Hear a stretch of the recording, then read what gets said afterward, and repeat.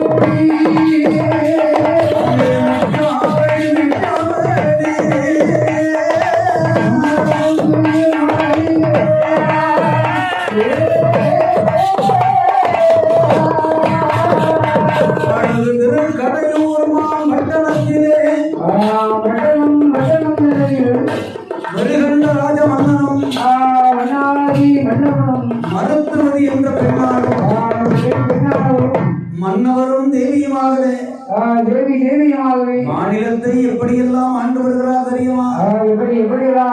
அங்கே ஆடியில் ஒரு கடமை வாங்கியார் ஆட்சியும் அங்கே நீதியது தவறிடாமல் நேர்மையது மாறிடாமல் அங்கே அறமே சத்தியமா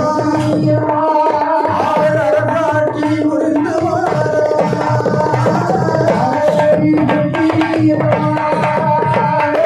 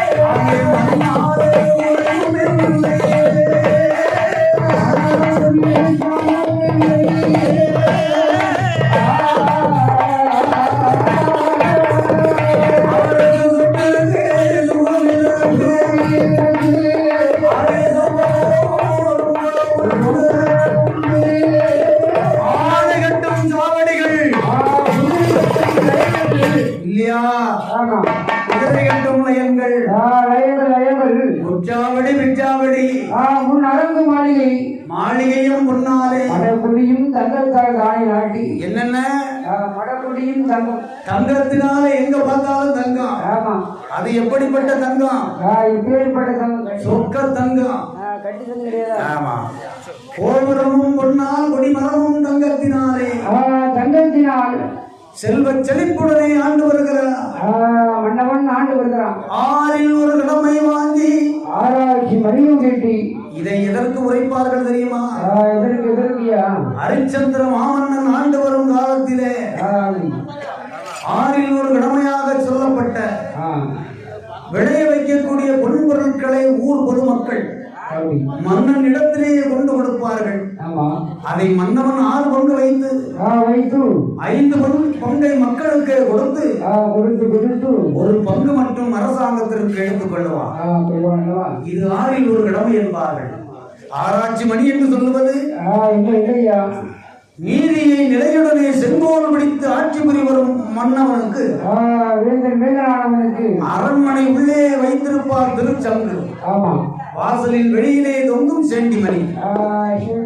திருச்சங்கு நாதம் கேட்டா குடிவிட மக்கள் எண்ணுவார்கள். இன்று அரசு சபை கூட போகின்றது.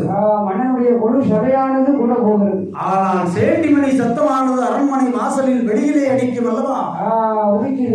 உடனே மன்னவன் உணர்வா மக்களுக்கு ஏதோ குறைவு இருக்குகிறது. இதை நாம் தீர்த்து வைக்க வேண்டும்.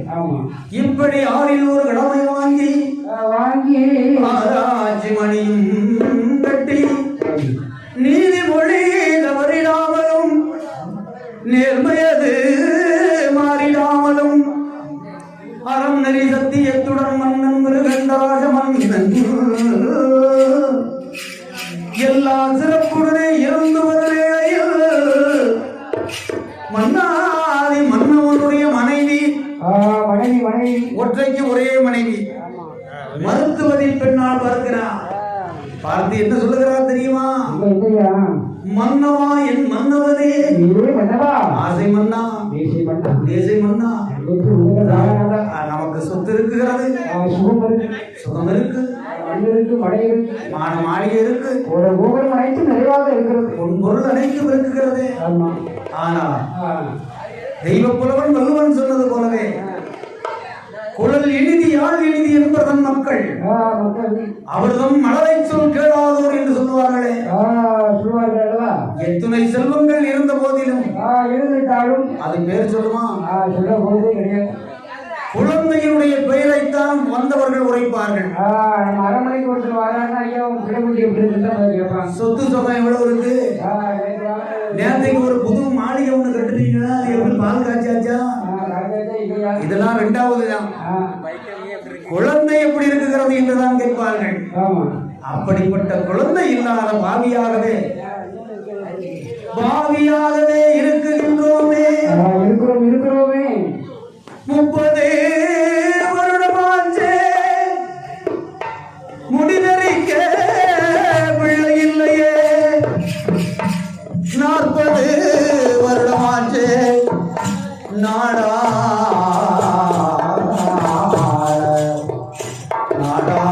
ஒரு குழந்தை இல்லாமல் பாவியாக இருக்கின்றோமே மன்னா. என்ன பாவம் நாமும் என்ன பாவம் நாமும் குழந்தை குழந்தை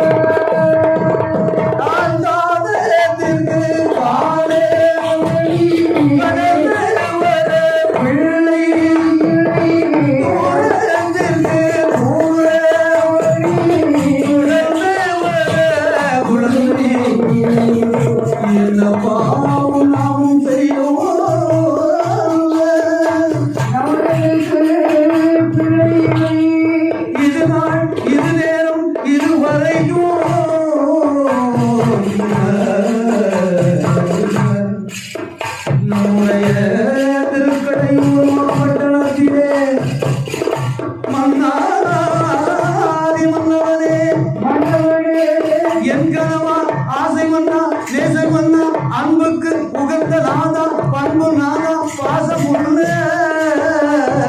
பத்தாவே பத்தாவே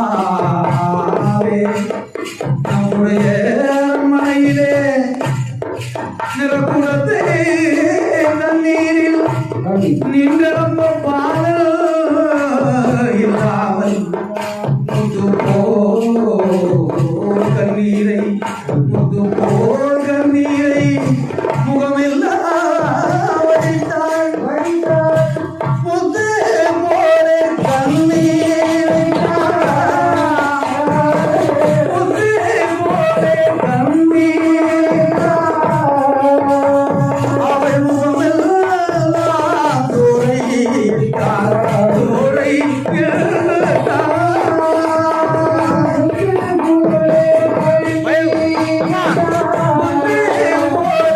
கண்ணீரை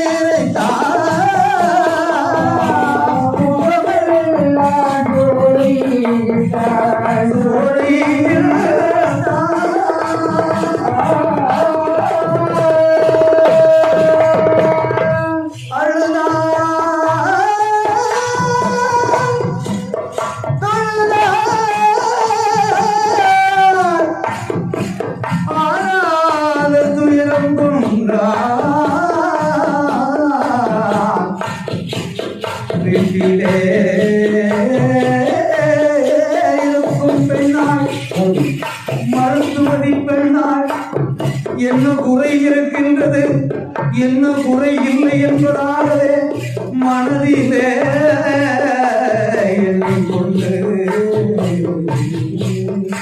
மன்னவனின் முகம் பார்த்து அவள் அழுதழுது புறமும் நேரம் அவள் அழுத கண்ணில் 6 குளமாகவே ஓடுகின்றதை கண்டார் மன்னவன் மன்னவன் ராஜமந்தன் மங்கை மருத்துவதின் முகம் பார்த்து அழ வேண்டாம் தொழ வேண்டாம் ஆறாத துயரம் கொள்ள வேண்டாம் என் மனைவியே மருத்துவதி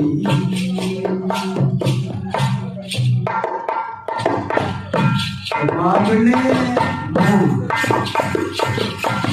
அழ வேண்டாம் கொள்ள வேண்டாம் ஆறாத துயரம் கொள்ள வேண்டாம் ஏங்கி ஏங்கி அழுது கொண்டே இருந்தா நீ அழுத கண்ணீர் 6 குளமாக ஓடுகிறது பெண்ணே எம்மா கண்ணே கண்மணியே மாமணியே பூமணியே செல்லமே மானே மரகதமே செல்வமே தேனே திகட்டாத கல்கண்டே ஆனந்தமே அம்மா பெண்ணே அழ வேண்டாம் தொழ வேண்டாம் என்று உரைத்தாலும் பெண்ணுக்கு உள்ள கஷ்டம் பெண்ணுக்கு தான் தெரியும். பெண்கள் படும் கஷ்டத்தை ஆடவர்கள் ஒருவரும் பட முடியாது. அதிலே ஒருவர் சொல்லுகிறார், 10 மாதம் வயசுல சுமந்ததுக்கே இந்த வரது அறிய நான் 40 வயசுல இருந்து கடைசி காலம் போகிறது வரைக்கும் மாதிரி எத்தனை அடியில வெளியில் தொங்குது. நான் ஜமக்கரையா நீ பெரிய கஷ்டமா பட்டுட்ட. 10 மாதம் சுமப்பது பெரியதல்ல. ஒரு பெண்கள் இன்று ஒரு உயிரை ஈணும் பொழுது அவர்கள் உயிர் போய் மறு உயிர் பிறக்குகிறார் என்பதே உண்மை. ஆனால் ஆடவர் 40 வயசுல இருந்து 70-80 வயசு கடைசி காலம் வரைக்கும் அந்த சுமந்த வயிறுனால எதுவும் வரப்போகுதா? ஆனால் பெண்களுக்கு அப்படியா? 10வது மாதம் பரிபூர்ண கர்ப்பமாகி குழந்தை ஜனிக்கும் நேரம் உயிர் போய் மறு உயிர் எடுக்கும் காலமாகவே இருந்து கொண்டிருக்கிறது. பெண்களுடைய கஷ்டத்தை ஆடவர்கள் ஒருவனும் பட முடியாது. அதனால் மருத்துவதி பெண்ணால் படும் கஷ்டத்தை உணராத மன்னவன் ஆறுதல் வார்த்தைகளை தேர்தலை சொல்லுகிறார். மன்னவன் உரைத்தான், அம்மா பெண்ணே மருத்துவதி அளவேண்டாம், அளவேண்டாம், துளவேண்டாம்,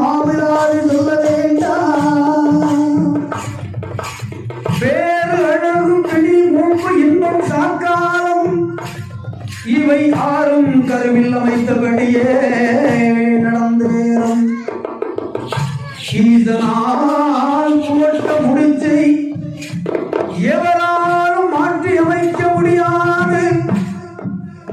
இன்னாருக்கு இன்னபடி எந்நாளில் இறைத்தவன் முகடம் நல்லதே என்று நமக்கு இருக்கும் பொன்பொருட்களை வைத்து தான தர்மம் செய்து பார்ப்போமே என்று எப்படிப்பட்ட தான தர்மங்கள் செய்ய போகின்றான் தெரியுமா?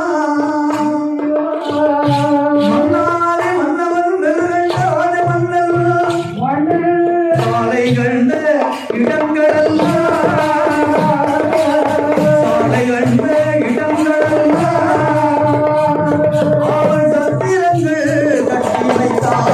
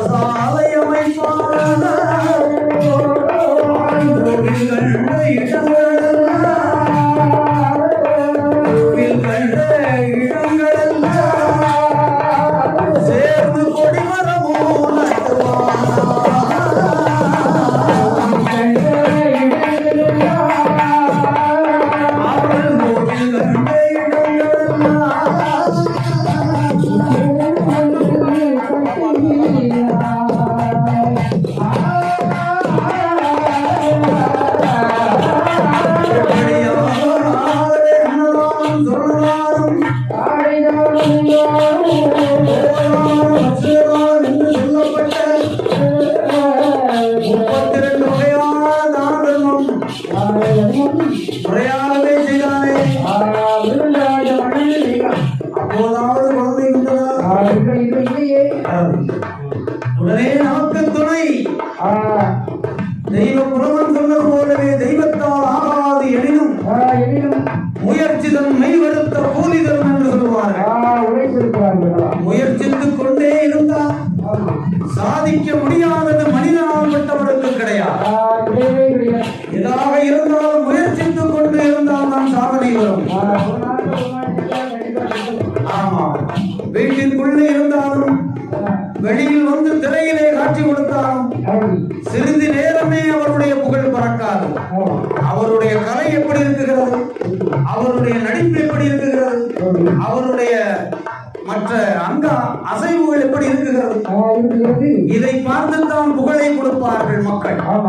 அப்படிப்பட்ட புகழை அடைய வேண்டும், குழந்தை கிடைக்க வேண்டுமானால் இனி நமக்கு ஈசனே துணை என்பதாகவே நினைத்து மனைவி மருத்துவதி பெண்ணாள் இடத்துல நாட்டை ஒப்படைத்து நகரத்தை ஒப்படைத்து காவி வேஷ்டி தலையடைந்தான்.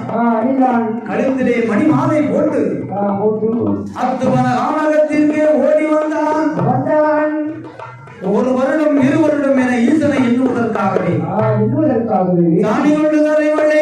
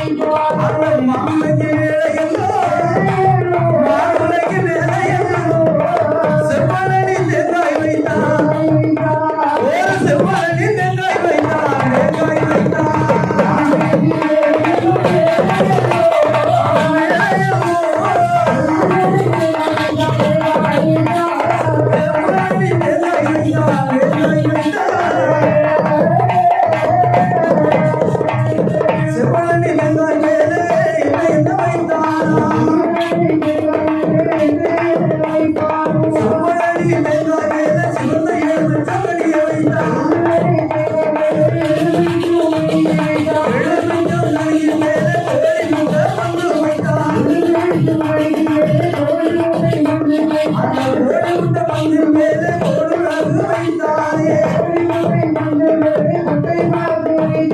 கொண்ட பாட்டு மேலே எல்லாம் கொடி விளக்கும் வைத்தானே அந்த கொடி விளக்கு மேலே எல்லாம் எழுது கடுகு வைத்தானே அந்த எழுது கடுகு மேலே செவ்வரளி முத்து வைத்தே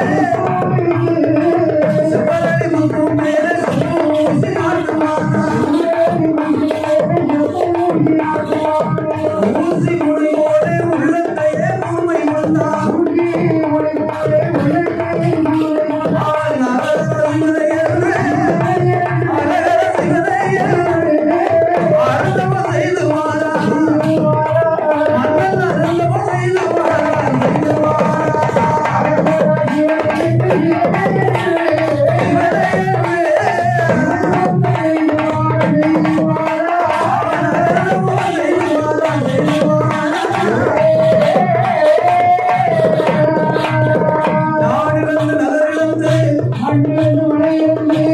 இழந்து பொருள் இழந்து அத்துமான தானத்திற்கே வந்து தானி ஒன்று கை வழங்கி கோலமிட்ட வாசலிலே உளவாளை கமுகும் நாட்டை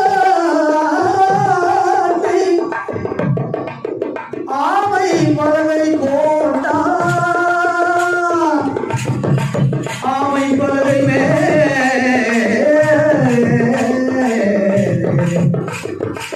அழகான வார்த்தை விரித்து மாத்திற்கு மேலே அழகு குழந்தை வைத்தான் செப்பு குளத்தில் மேலே மாங்குளையை வைத்தான் மாங்குளைக்கு மேலே செவ்வழி தேங்காய் வைத்து அதன் மேலே செவ்வழி தேங்காய் மேலே எலுமிச்சங்கனியின் மேலே கோழி முட்டை பங்கு அதன் மேல் முட்டை பாக்கு மேலே குடிவிளக்கு 7 சிறுவிளக்கு அதன் மேலே செவ்வழி புத்து வைத்து செவ்வழி புத்தத்தின் மேலே செப்பு ஊசி நாட்டினான் ஊசி முனை போலவே உள்ளத்தை போர்வை கொண்டான் திருமூலர் உரைத்தது போலவே உள்ளம் பெருங்கோவில் உடம்பே ஆலயம் வள்ளல் புராணாருக்கு வாய் கோபுரவாதம் தெள்ளத்தெளிந்தாருக்கு ஜீவமே சிவலிங்கமே கள்ளபுடனையும் காணாமணி விளக்கே என்று சொல்வதை போல் ஊசி முனை போலவே உள்ளத்தை கூர்மை கொண்டான்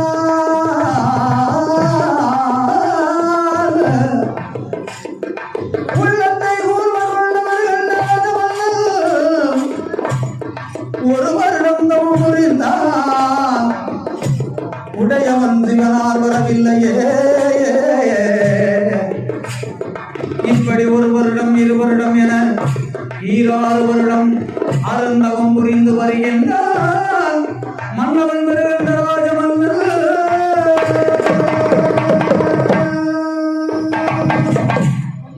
சாணி கொண்டு கரை வெளி சந்தனத்தினால் கோலமிட்ட வாசலில் குளவாரை கமுகு நாட்டி ஆமை பலகை போட்டு அதன் மேலே விரித்தானை மாத்திற்கு மேலே வைக்கிறான் செப்புக்குடா அதன் மேலே மாங்குளையை வைத்து இப்படி ஒன்றின் மேல் ஒன்றாக அடுக்கி ஊசி முனை போலவே அரா சிவனே என்று ஈராறு 12 வருடம் தவம் புரிந்த காரணத்திலே ஆடாத கைலாசம் எல்லாம் ஆடி உடனே பார்வதியால் கண்டு சிவனார் இடத்திலே உரைக்க நந்திதேவன் ஓடி வருகிறான் நிருகண்ட ராஜமன்னனை வந்து கண்டு கைலாசம் அழைத்து வந்தானே உடனே சிவனார் கேட்கின்றார் எப்பா நிருகண்ட ராஜமன்னா உனக்கு என்ன வேண்டும் என்று கேட்க எனக்கு குழந்தை வரம் என்று சொல்ல குழந்தை வரம் உனக்கு தர வேண்டுமானால் வேண்டுமையா அமர்த்தனான பிள்ளை வேண்டுமா அல்லது சமர்த்தனான பிள்ளை வேண்டுமா? வேண்டுமா வேண்டுமா அமர்த்தனான பிள்ளை என்றால் என்ன, சமர்த்தனான பிள்ளை என்றால் என்ன? அமர்த்தனான பிள்ளை என்றால் அதிக காலம் உன்னோடு இருப்பான், ஆனால் உனக்கு துன்பத்தையே கொடுத்து கொண்டிருப்பான்.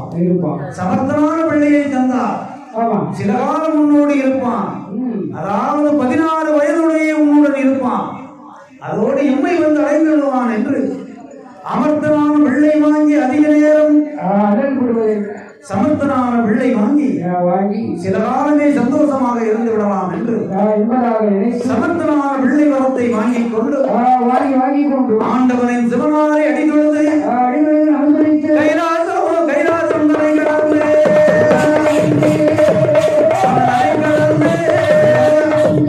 அந்த ராஜமன்னன் ஏகி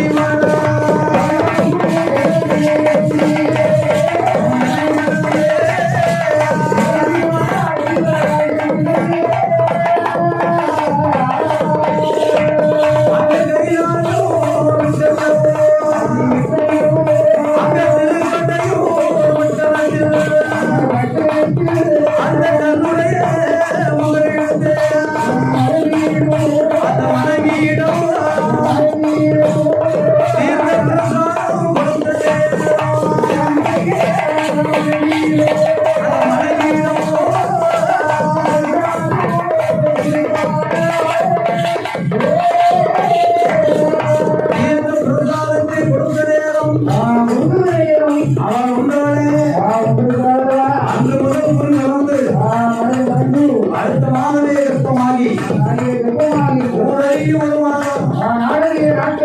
இப்படி 10 மாதங்களாச்சு. அடிப்படியாக வயது உண்டு ஒரு ஆண் குழந்தையை பாட்டி சேவை கூட்டி எப்படி கொடிதான் இருந்து 16வது நாளையிலே பிறந்த குழந்தைக்கு பேர் கொடுக்கணும். பிறந்த குழந்தைக்கு மார்க்கட்டையில் மார்க்கட்டையில் சொல்லி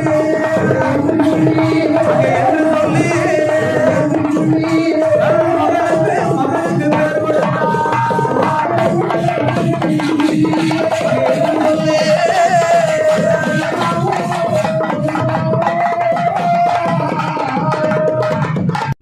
பிள்ளை அழைக்கலாம்.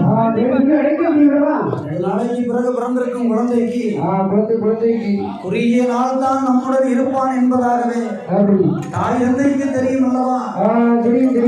பிறந்த உடனே தாயும் தந்தையும் குழந்தையுடைய மேனியை பார்த்த உடனே அழகை பார்த்து அழுது குழம்பிக் கொண்டே குழந்தைக்கு பேர் வைக்கிறார். அவன் 16 வயதுடைய வயது வரை இருப்பான் என்பதாக நினைத்து வருகின்ற ராஜ மன்னனும் குழந்தைக்கு என்ன பேரிட்டால் தெரியுமா? மார்க்கண்டேயன் என்று நாமம் கொடுத்து குழந்தையை தரையிலே விட்டோமா, பூமியிலே விட்டோமானா மீது தொட்டில் கட்டி மலரை குழந்தை போலவே வளர்த்து வருகிறார்களே. ஒரு வயதா 2 வயதா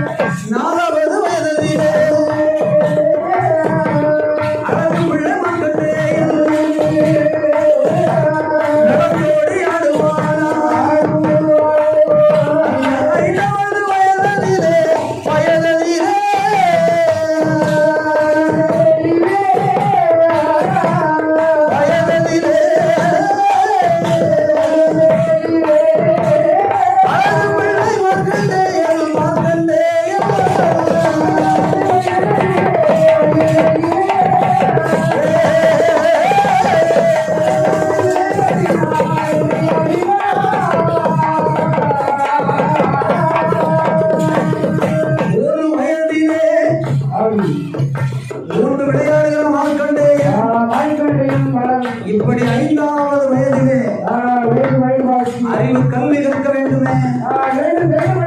கல்வி என்றால் என்ன கல்வி கற்றான்?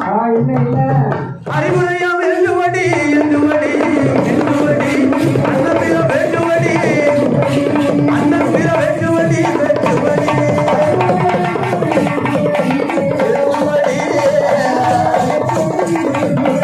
அன்னபிர வேண்டுமடி வேண்டுமடி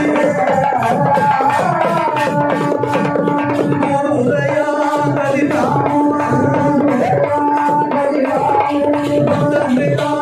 சுந்தரினா